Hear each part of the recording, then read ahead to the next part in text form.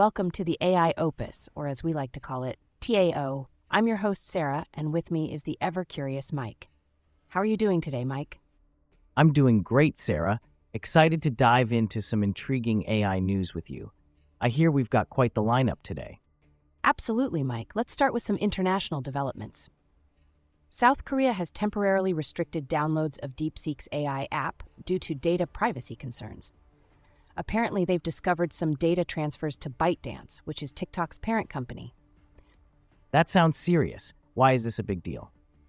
Well, these data transfers raise privacy issues, especially because ByteDance has faced scrutiny over data handling in the past. South Korea's move reflects a broader trend of global scrutiny on DeepSeek.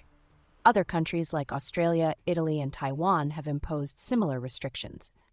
So, is DeepSeek doing anything to address these concerns? Yes, they've appointed a local representative in South Korea and pledged to cooperate with authorities. They're advising existing users to avoid entering personal information until the assessment is complete. It's a clear sign of the growing importance of data privacy in AI apps globally. Speaking of AI challenges, I heard there's some new research using NPR's Sunday puzzle riddles to test AI problem solving. Can you tell us more? That's right, Mike. Researchers have created an AI benchmark using these riddles to evaluate reasoning skills. Unlike other tests that might rely on obscure knowledge, this one focuses on everyday reasoning. Interestingly, even advanced models like OpenAI's o1 have shown quirks, sometimes giving up or offering incorrect answers. That's fascinating. What does this mean for the future of AI? It illustrates the complexities of AI reasoning and highlights areas for improvement. This benchmark is accessible, allowing more researchers to analyze AI capabilities and contribute to advancements. Shifting gears a bit, I read about AI being used to interpret animal emotions. That sounds heartwarming and useful. It is, indeed. Researchers are developing systems like IntelliPig, which analyzes pig faces to alert farmers to potential issues. At the University of Haifa, AI is being trained to recognize discomfort in dogs by analyzing images before and after treatments. That could really improve animal welfare. How does it work exactly? By detecting signs of pain or distress early, farmers and vets can intervene sooner, potentially preventing severe issues. It's a promising step towards better animal care. That's really innovative. Now, I heard OpenAI has updated its training policy. What's new there? OpenAI is prioritizing intellectual freedom for its AI models.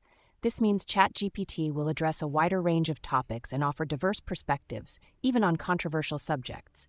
The aim is neutrality, presenting multiple viewpoints. That sounds like it could be controversial. Why did they make this change? It's partly in response to criticisms of bias, aiming to give users more control. This trend mirrors a broader Silicon Valley shift towards free speech seen in companies like Meta and X. It raises questions about AI safety and content moderation. Interesting. Speaking of cutting-edge AI, I heard xAI's new model Grok 3 is about to launch. What's the scoop? Grok 3 is set to release on Monday, and Elon Musk is calling it the smartest AI on Earth. It's been trained on a whopping 100,000 NVIDIA GPUs, marking a significant leap in computing power. xAI is also seeking $10 billion in funding, potentially raising its valuation to $75 billion. Wow, that's a lot of money. What's the significance of this launch? It's a major test of how increased computing power can enhance AI capabilities. xAI is also in talks with Dell for a $5 billion server deal to support its ambitions. We'll see if Grok 3 lives up to the hype. And in the world of sports, GeoHotstar's collaboration with Nielsen caught my eye. What's happening there? GeoHotstar and Nielsen have partnered to offer advanced ad analytics for IPL 2025 campaigns. They're providing transparent reporting using Nielsen's data pipeline and first-party data, offering insights into ad effectiveness. That's a first for an Indian media company, right? Exactly, Mike. It aims to improve transparency and accountability in digital ad measurement, a significant step forward for the industry. Moving on, I read about Sonoco's new performance hub in Hyderabad. What are their plans? Sonoco is investing up to $10 million in this hub, focusing on data analytics, automation, and emerging technologies to enhance packaging solutions. They're planning to hire up to 500 technologists over the next 3 years, boosting local talent and collaborating with institutions for skill development. That's a big investment. How does it fit into their global strategy? It's all about enhancing their global capabilities and sustainability goals, making Sonoco more competitive worldwide. And what about Intel? I heard there might be a split on the horizon. Yes, Broadcom and TSMC are exploring separate acquisition deals for Intel. TSMC is interested in the manufacturing plants, while Broadcom might acquire the design and marketing business, provided they find a partner for the manufacturing unit. That sounds like a complex situation. What's the concern here? There are concerns about foreign control of Intel's U.S. factories, especially from the White House. Intel's financial struggles, despite exceeding revenue projections, add another layer to this scenario. Speaking of partnerships, E-Plane Company and iCAT's deal sounds promising for medical response in India. What's the latest?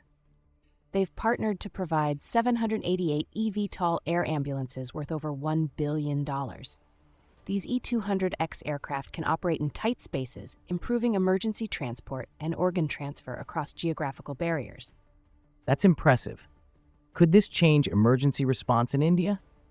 Absolutely, Mike. This represents the largest initial agreement in the eVTOL industry and could significantly enhance access to critical care. And finally, some leadership news from SAP. What's happening there? Simon Davies is the new president of SAP Asia Pacific. Based in Singapore, he'll oversee strategy and operations for over 31,000 employees. With 25 years of experience, Davies aims to leverage cloud technology, AI, and data analytics to drive growth. That sounds like a big role. What's his focus going to be? He's looking to harness these technologies for SAP's next phase of growth in the Asia-Pacific market, ensuring they stay ahead in this competitive field. And our final piece for today, Zomato's new innovation sounds intriguing. Yes, Zomato CEO Deepinder Goyal launched Nugget, an AI-powered, no-code customer support platform. It's handling over 15 million monthly interactions and offers automated query resolution and real-time learning. That's impressive. How is it being received? Quite well, with a 90% adoption rate among testers.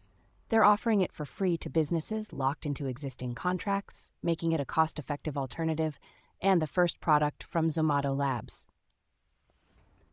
Well, that wraps up today's AI News Roundup. Any final thoughts, Sarah? Just that it's an exciting time in the AI world, with so many developments aimed at improving technology and society. Thanks for joining us, everyone. Absolutely. And thank you, Sarah, for sharing your insights. We'll catch you next time on Teo.